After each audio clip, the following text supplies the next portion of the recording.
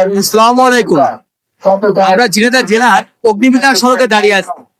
অগ্নিমিনার সড়কে দাঁড়িয়ে দেখুন রান্নাঘর যে প্রাণী,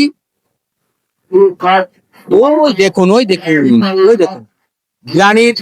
প্রাণীর ঘরের সামনে এই অসহায় মা তাকিয়ে ফ্যালফাল করে প্রাণী হাউসের দিকে তাকিয়ে আছে। আমরা আজকে এই মায়ের পাশে আসি। এখানে দাঁড়িয়ে কি করছো মা? আমি তো খাবারের জন্য আইছি বাবা। আমার স্বামীটা বেড়ে নিষ্ঠা করে 9টা বছর পর্যন্ত হয়েছে বাবা। রুগী টানতে যায়, আমি রুগী হয়ে গেছি। আমার মাদার হাড় খেয়ে গিয়েছে বাবা, মাদার হাড় খেয়েছে, 2 হাঁটুর হাড় খেয়েছে বাবা। খুব কষ্টে দিন যাচ্ছে বাবা। আজ বাবা আমার সন্তান নেই আপনাদের? আমার 2টো মেয়ে বাবা, 2টো মেয়ে বিয়ে হয়ে গিয়েছে বাবা। খুব গরিবের সাথে বিয়ে দিয়েছি বাবা। তারা ওই খুব কম দেখে বাবা, টাকারও অচল, তারাও গরিব মানুষ বাবা। এরা কি প্রাণী দেয়?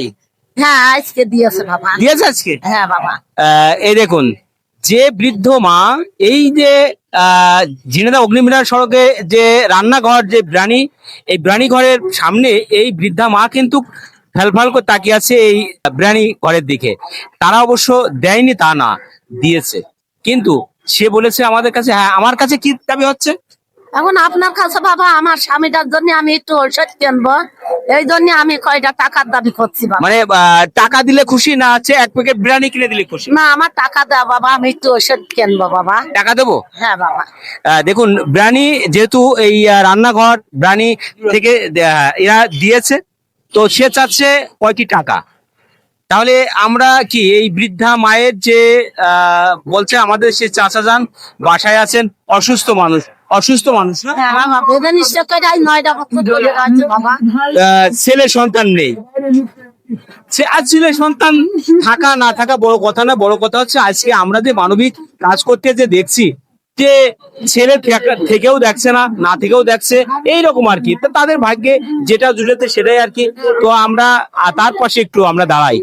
এই যে বৃদ্ধা মা এই রাত্রে মানুষের দাঁড়ে দাঁড়ে ঘুরছে, বিরিয়ানি হাউসের সামনে আছে, বিরিয়ানি সে নেবে না, বিরিয়ানি যেহেতু দিয়েছে আমরা কিছু টাকা দিয়ে দিই। আচ্ছা ঠিক আছে।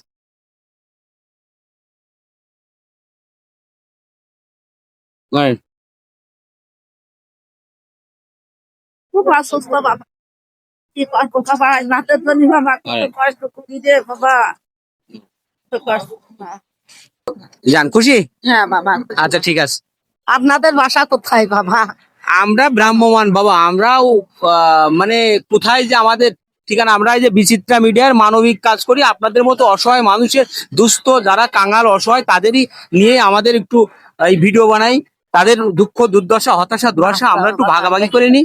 এই যে এই আমার প্রাপ্তি, এই আছে আমার প্রাপ্তি। আমার মনে করেন যে আপনি যা দিলেন এই যথেষ্ট আমার জন্য।